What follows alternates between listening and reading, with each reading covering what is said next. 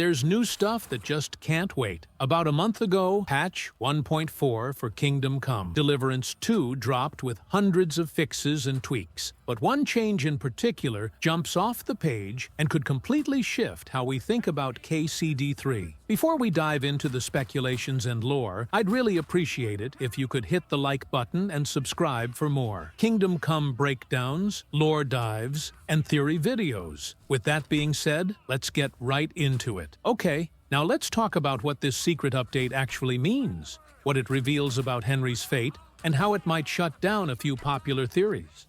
Let's start with the 1.4 patch. It was a big one. It changed just about everything. Performance tweaks, bug fixes, and balance updates across multiple quests. But hidden deep inside all those notes was something interesting. Among the hundreds of modifications, one line under the Lion's Den quest stood out. It said, quote, "Added victory screen when killing a large number of soldiers in Sigismund's camp. If you go there and wipe out every last one of Sigismund's soldiers, you'll actually unlock a hidden victory screen that wasn't in the game before. It's basically a what-if scenario that spoils Henry's canon future. And here's what it says. You changed history. Sigismund lost his army and returned to Hungary in disgrace. King Wenceslas acknowledged you as Sir Radzig's rightful heir. You lived happily until 1416, when you set out with your father to Kuttenberg. That's a huge lore drop, because if you look into real history, Sir Racek Kobyla actually died in Kuttenberg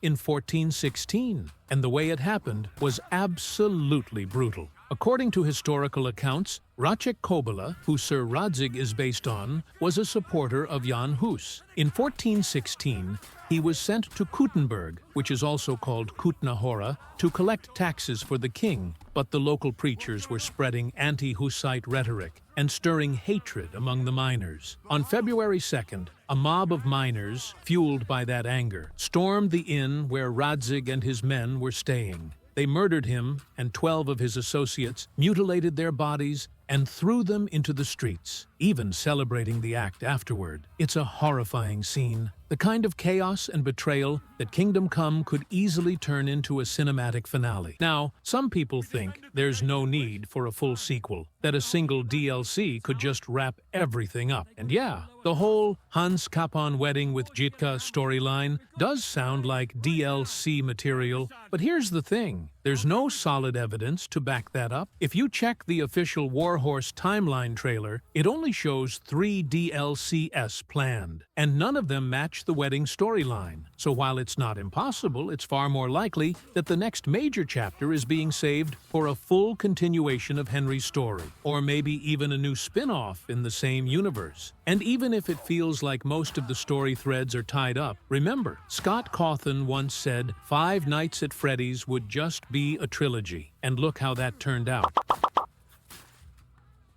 Even if Kingdom Come Deliverance 3 doesn't happen anytime soon, that doesn't mean Warhorse is done with this world. They could easily create standalone games focused on other characters, like Father Godwin, who already has enough depth and mystery to carry a full story on his own. I actually broke that idea down in my previous video, so if you haven't checked it out yet, definitely give it a watch. For now, that's everything we know about patch 1.4, the secret ending, and what it might mean for Henry's fate, and maybe even his father's. But something tells me Warhorse isn't done leaving clues. If anything new drops, or if they sneak in another hint, I'll be here to break it down for you guys right away. Thanks for watching, and I'll see you in the next one.